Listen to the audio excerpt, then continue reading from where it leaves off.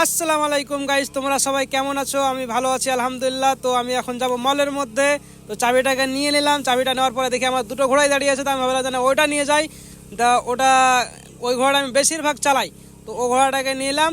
তো ঘোড়াটাকে স্টার্ট করার পরে দেখি যে রাস্তার মধ্যে এদিক ওদিক তাকে দেখি কেউ নাই, মানে রাস্তা একদম পুরো ফাঁকা। তো অ্যাকচুয়ালি আমি আস্তে আস্তে যাচ্ছি, মানে একটু ফিল নিতে নিতে যাচ্ছি। তো ফিলটা নেওয়া হয়ে গেছে, আমি চলে এসেছি প্রায় কাছাকাছি। তো তোমরা ভিডিওটা পুরোটা দেখতে থাকো। তো আমি পার্কিং, মানে গাড়িটা পার্কিং করব। আমি আমার ঘোড়াটাকে একটু ভালো জায়গাতে পার্কিং করি সবসময়তেই। তো আমার ঘোড়াটাকে অলরেডি পার্কিংয়ের জায়গা পেয়ে গেছি, আমি পার্কিং করে দিয়েছি। তো এখন চলে এলাম মলের মধ্যে। মলে আসে দেখি আমার লন্ড্রিতে যেতে হবে। লন্ড্রির মধ্যে দেখি দু বান্ধা দাঁড়িয়ে আছে। তো ওদেরকে যে বললাম যে আমার কপিলে কী সামান দিয়ে সেটা দিয়ে দাও আমাকে, ওরা দিয়ে দিল সঙ্গে সঙ্গে।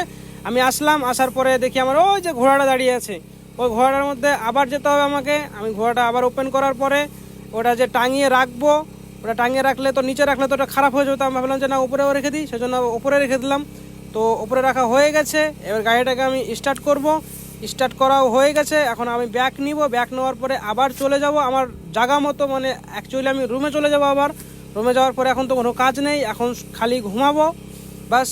এখন আর কি, বন্ধুরা যদি ভালো লাগে ভিডিওটা লাইক কমেন্ট শেয়ার করে দাও।